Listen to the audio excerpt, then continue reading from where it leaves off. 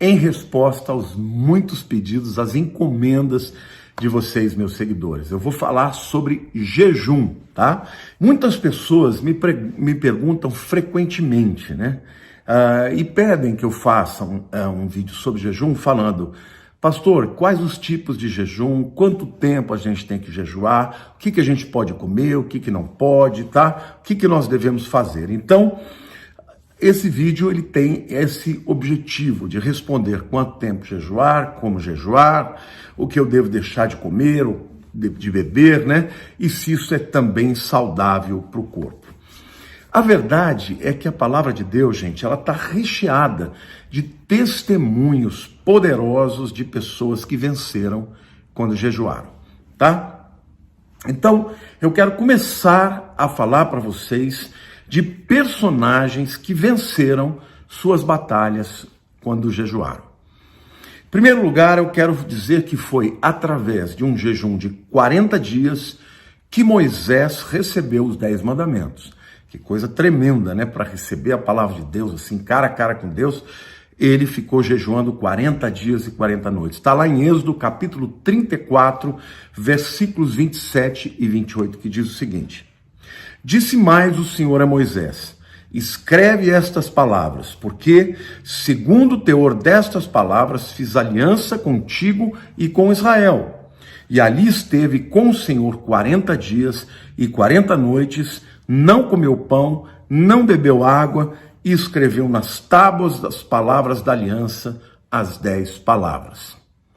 Foi também através de um jejum que Esther convocou todos os judeus, quando ela estava lá como rainha da Pérsia, para que orassem e jejuassem com ela por 3 dias, tá? Num jejum total, sem alimento, sem comida, sem água, por conta do decreto que Amã havia conseguido que o rei Assuero promulgasse para que tivesse uma data para matar e exterminar todos os judeus.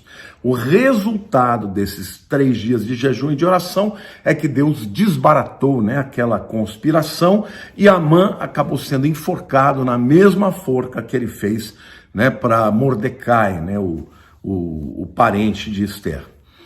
Foi também com um jejum que Ana, tá, a mãe de Samuel, que estava super angustiada por não ter filhos, chorando muito e não comendo nada, suplicou a Deus e Deus lhe ouviu a oração. Está lá em 1 Samuel, capítulo 1, versículo 7. E assim o fazia ele de ano em ano. E todas as vezes que Ana subia à casa do Senhor, a outra a irritava, pelo que chorava e não comia, né? A gente sabe que Ana tinha uma outra concorrente que também era esposa, né, do seu marido, e ela se chamava Penina, né? E Penina tinha filhos e Ana não tinha, e Penina, pelo fato de Ana ser a predileta, Penina ficava com ciúmes e ficava provocando Ana, que ela provavelmente dizia que ela tinha ventre seco, essas coisas que vocês imaginam, né? Num daqueles anos em que eles subiram até o templo, Ana estava chorando muito, e não comia nada, e não comia, nem bebia, e estava clamando ao Senhor, e Deus ouviu a sua oração, ouviu o seu clamor, o seu jejum, e lhe deu um filho, a quem ela chamou de Samuel, ou Samuel, né? E por conta disso, a gente vê nas Escrituras que o jejum ele é muito poderoso para romper. O jejum é poderoso para gerar milagres. O jejum é poderoso quando a gente precisa de ter uma batalha espiritual vencida, tá? E há muitos outros personagens na Bíblia que jejuaram. A gente pode citar Esdras, Neemias, o povo de Nínive, né? Quando recebeu a palavra de que se eles não se arrependessem, eles iam ser exterminados. Davi jejuou, Ana jejuou e muitos outros jejuaram. Mas, agora respondendo à pergunta de muita gente, quais os tipos de jejum que a Bíblia nos apresenta? A Bíblia fala de jejuns que são feitos em circunstâncias diferentes, tipos diferentes de jejuns e períodos diferentes de jejum. Então aqui eu já estou respondendo para você. Pastor, eu posso fazer um jejum por tantos dias? Pode. Deus permite que você faça e que você consagre o jejum a Ele, o tanto que você sentir no seu coração. Por exemplo, Josué jejuou por 40 dias. Daniel jejuou principalmente por 21 dias. Paulo, nas Escrituras, tem relato de pelo menos 2 jejuns que ele fez. Isso não quer dizer que ele não tenha tido outros, né? Mas 2 jejuns são mencionados, um de 3 dias e um de 4 dias. Pedro jejuou por 3 dias e Jesus jejuou por 40 dias. Há 3 tipos diferentes de jejuns, meus queridos, que nós encontramos nas Escrituras. E agora eu vou explicar para vocês cada um desses tipos. O que é o jejum total? O jejum total é aquele jejum extremo, tá? E isso deve ser feito por períodos muito curtos de tempo e principalmente com o acompanhamento e a permissão do seu médico. Por quê? Porque o jejum total, gente, é um jejum em que você não come nada e você não bebe nada. Esse jejum, ele, dependendo da pessoa, pode fazer muito mal para a saúde. Então, ele precisa ser acompanhado por um médico e até ter a permissão de um médico. Quem fez esse jejum na Bíblia foi Moisés, né, que ficou 40 dias e 40 noites sem comer e sem beber. O segundo tipo é o jejum que eu chamo de normal. É um jejum em que você tira todos os alimentos por um certo número de dias. Você bebe água, e aliás deve beber muita água, tá? E dependendo do tempo, se isso for mais prolongado, você pode beber outros líquidos. E até mesmo aquela sopinha rala, né? Que você cozinha ali os legumes e fica só com aquela água temperada dos legumes. Obviamente você não vai colocar mandioquinha, não vai colocar aquelas leguminosas que vão engrossar. Tem que ser aquele caldo bem ralo mesmo, tá? Mas para que você possa ingerir um pouco de sal, né? Senão a pressão cai, você começa também a se sentir muito mal, tá? Então, eu acredito que foi esse o jejum que Jesus fez de 40 dias. Porque a Bíblia diz que depois de 40 dias, Jesus teve fome. Não fala que ele teve sede. Se ele não tivesse bebido nada, certamente ele teria muito mais sede do que fome. Tá? Eu, pessoalmente, quando fiz, Deus falou comigo, até quero dar um testemunho aqui, porque eu durante muito tempo lutei contra o peso, era uma pessoa muito compulsiva, muito ansiosa, e eu canalizava toda a ansiedade para a geladeira, tá? Especialmente de noite, e especialmente coisas, carboidratos, ou massas, ou pães, pizza e leite condensado, né? Chocolate, coisas que de alguma maneira dava aquela sensação gostosa, né? Dentro de mim, mas no fundo isso era um vício, era uma compulsão. A ponto de eu nunca ter pregado na igreja sobre domínio próprio, porque eu dizia, eu não tenho, eu não posso pregar. Até que eu decidi fazer uma operação bariátrica. E depois que eu falei com o médico, estava com a data marcada, o meu espírito se entristeceu por 2 coisas. Primeiro, pela sensação de que eu seria um fracassado e que nunca poderia pregar que eu venci a compulsão do alimento. E aqui eu não quero de maneira alguma criticar quem fez, tá? Eu estava decidido a fazer e não me sentia culpado, mas como pastor eu não queria ter essa derrota na minha vida. E a segunda razão é porque o médico disse para mim que eu ia ficar com um estômago muito pequeno para o resto da vida. O tipo de cirurgia que ele ia fazer em mim, pelo fato de eu ter refluxo, essas coisas, aliás eu não tinha, né? Não tem mais. Eu tinha que fazer uma operação muito drástica. Então naquele momento, orando, o Senhor falou comigo que eu deveria fazer um jejum por 40 dias, esse de líquidos, né, que eu estou chamando de jejum normal, onde eu tomava sucos, essa sopinha rala, e durante 40 dias eu fiz esse jejum e eu perdi 15 quilos. E Deus falou, você vai fazer, além disso, um outro jejum, um voto de mais um ano, depois que terminar esses 40 dias de jejum, em que você vai eliminar muitos tipos de alimentos, tais quais massas, farinhas brancas e todo tipo de farinha, doces, açúcares, alimentos industrializados, todos os tipos de laticínios, né, queijo, leite, Tudo isso eu não estou comendo, só estou comendo frutas, legumes, castanhas e que mais? E grelhados, como um bifinho, como um peixinho, um franguinho, e essa é a minha alimentação por um ano inteiro, tá? Então, esse, na verdade, é o terceiro tipo de jejum, tá? O primeiro tipo é o total, que você tira água e alimentos, não come nada. O segundo, que é o jejum normal, é quando você não come nada, mas você bebe. E dentro desses líquidos que você bebe pode ser água, água de coco, sucos, né? E até uma sopinha bem rala.